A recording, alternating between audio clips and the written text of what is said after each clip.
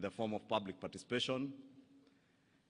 And we take this opportunity to tell the country that we have listened to you. We have heard you, and the committee has briefed the parliamentary group on the proposed changes that they have proposed to the finance bill of 2024-2025 that capture many of the issues that were raised by stakeholders during the public participation, and we have been able to engage on all those and agreed with the executive under the able leadership of His Excellency the President. I will now invite our chair, the very able chair of our Finance and National Planning Committee, the member for Molo constituency in Nakuru County, the Honorable Kuria Kimani, to take us through the brief of what has been agreed on the changes proposed. Thank you. Thank you very much, Leader of Majority, Your Excellency President, and all Kenyans watching us this morning. When we started the public participation in Finance Bill of 2024, we did make a promise that that public participation would not be an exercise in futility. We have listened to the view of Kenyans, and we are all in agreement that there are two things that we must do. One of them is that we need to protect Kenyans from increased cost of living, and therefore the proposed 16% VAT on bread has been dropped. To support, again, on reducing the cost of living, we are doing something about vegetable oil so that we do not make it expensive for Kenyans. Transfer of mobile services is a key concern to many Kenyans, and therefore, again, we have proposed that we do not have any increase on taxation or mobile phone transfer. We have seen in the recent past the proposals that we've made on statutory deductions on SHIF and housing levy has added a loan on, especially on salaried Kenyans, and therefore we have proposed that those statutory deductions now be allowable to pay, so they will not pay an additional pay on those. We all agree that environment conservation is a key concern. The fact that we've had a drought and a few months of floods and our drainage clogs, we have agreed that we need to make a good decision about how to protect our environment. And that is what the wisdom on the introduction of eco-levy. However, imposing this on locally manufactured goods would again increase the cost of those locally manufactured goods in the country and stand a risk of making them not competitive in the East African market and globally. Therefore, this eco-levy will only be chargeable to imported finished products. And therefore, all locally manufactured items, and especially including diapers and sanitary towels, will not be subject to eco-levy. We must make sure that we become a manufacturing country and not a trading country. And therefore, the imposition of this only on imported finished products makes our locally manufactured products more marketable to the, not just reducing the price, but also making them affordable to even export.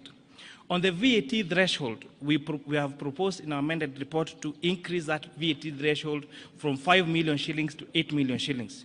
Therefore, small and medium enterprises that have turnover of less than 8 million shillings do not therefore have to register for VAT.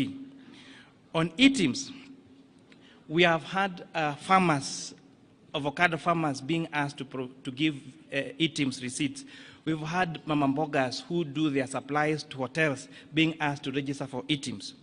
We have proposed that these people be given exemption on items registration, and especially for those farmers and those small businesses that have a turnover of below 1 million shillings. We have had the conversation about eggs and onions and potatoes. So what you've done to protect our poultry farmers, our potato farmers in Nyandarua and Molo, and protect our onion farmers, we have proposed excise duty only on imported table eggs, imported onions, and imported potatoes. This makes our onions, our eggs, and our potatoes more marketable to us and the region. To support the fight against illicit brews in the country, we have proposed a change in excise duty to changing it from a volume to alcohol content. Therefore, those alcohol manufacturers that are producing alcohol of very high content will now be required to pay higher duty because based on the alcohol content, and those making alcohol of lower content now will pay less duty. To support our pension contributions, because one day we'll all retire, we are now increasing the amount of taxable pensions from, we are now increasing the amount allowable for tax exemption for pension contributions from 20,000 shillings to 30,000 shillings. So this is a big win for our pensioners. So we are moving our pension schemes to exempt. It is exempt at contribution and exempt when you receive your pension from 20,000 to 30,000. Yes, a month, per month. It's important to say this, per month.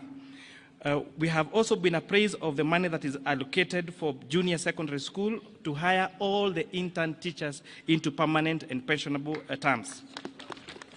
And the number there is actually 46,000 shillings, 46,000 junior secondary school teachers, in addition to recruit an additional 20,000.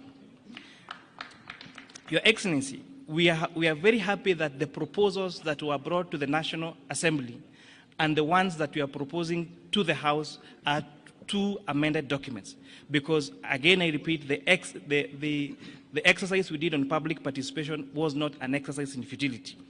On motor vehicle tax, inasmuch as we agree that there is need to have money allocated to maintain our roads, and those people that are using our road more and causing tear and wear on our roads should contribute more towards fixing those roads, we have agreed that the motor vehicle tax cannot be amended through an income tax act, and also pegging it on insurance would cripple the insurance business and make it very difficult, especially for those Kenyans who take third-party insurance, and therefore that proposal has been dropped.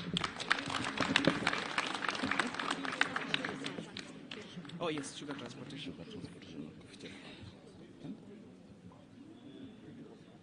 Yes, in addition, there was a concern about transportation of sugar from the milling factory to the farms, and therefore to the sugarcane, sorry.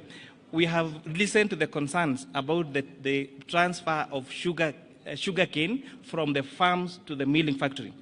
And people are asking, why sugarcane? And why not coffee? And why not tea?